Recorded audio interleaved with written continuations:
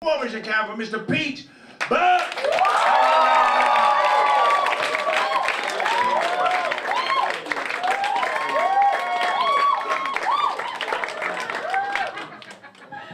Hello, Crouch End! I'm Pete Burke, and I'm Britain's first Asperger's stroke dyspraxic comedian. When I first heard Asperger, I thought, I am not having that.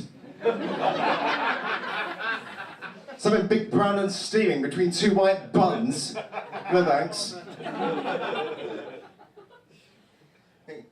I went to a special school and this doctor told me that I was dyspraxic. I thought that meant that I was Eastern European.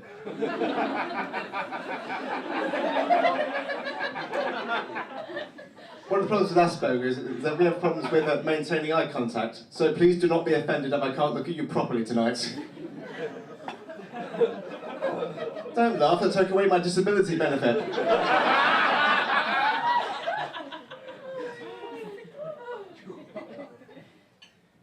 The thing about Asperger's, is which is what we're called for short, by the way, is the way our brains process information. Like, for example, I was in this club on my own, right, and this girl came up to me, and she asked if I had a light, and I thought she was looking for a torch. And I thought, what was she looking for a torch for? Why does she need one?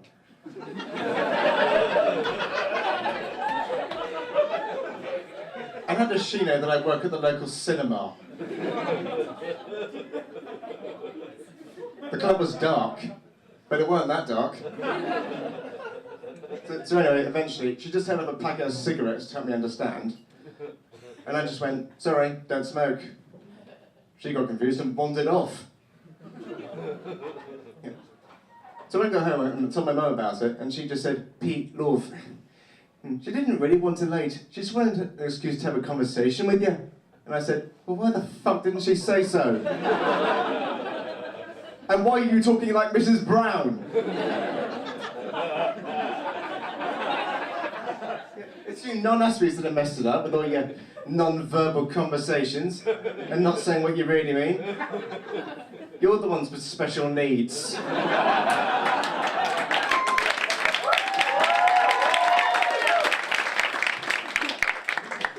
We don't really call you non-Aspergers in case you start to feel discriminated.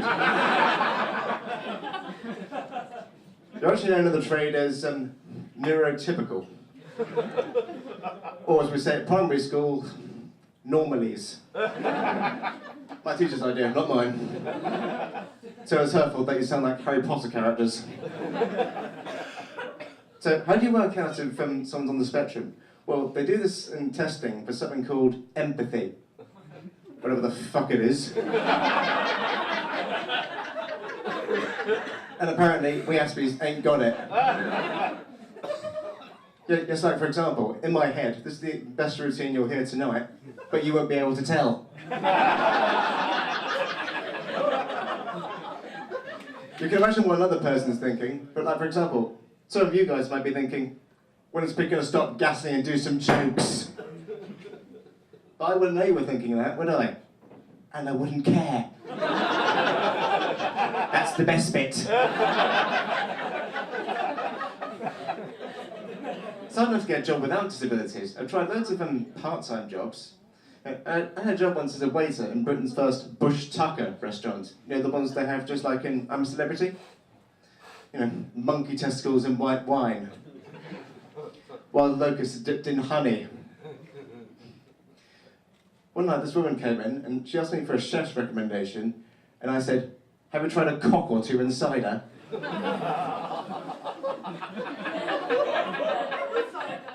That's when it really kicked off.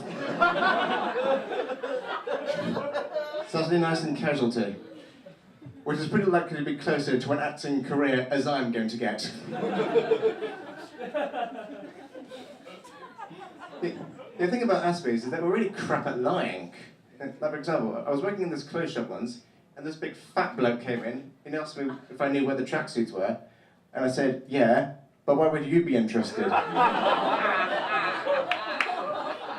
That was the end of my retail career. Relationships are hard though. I've not had a girlfriend for ages. It's more sad than that.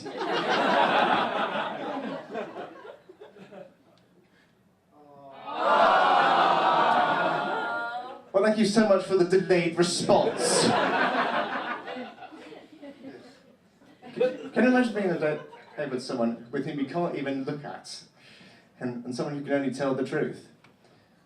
I went on this date once with this other girl who was also an Aspie, and it was through this dating website called Aspie Affections,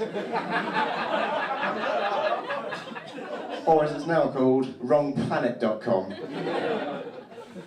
There's nothing patronising there. Yes, so anyway, I was on the date, and the moment seemed right for the kissy bit, except our eyes didn't meet.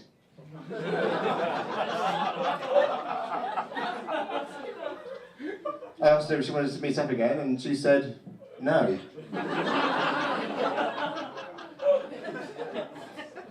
I asked her why, and she said, because you look like Keith Levin Jr. And I just went, yeah, well, I'm only here because my mum made me.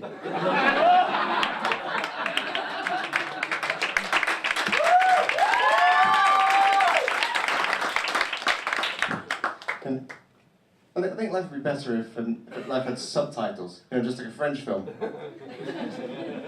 Yeah, we've got to use one of those.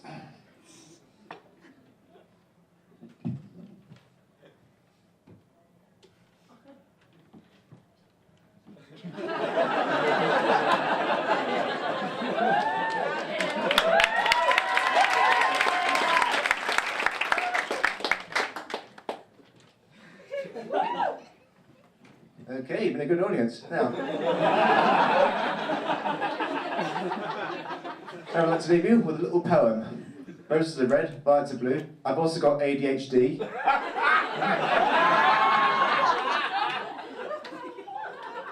Thank you, good night.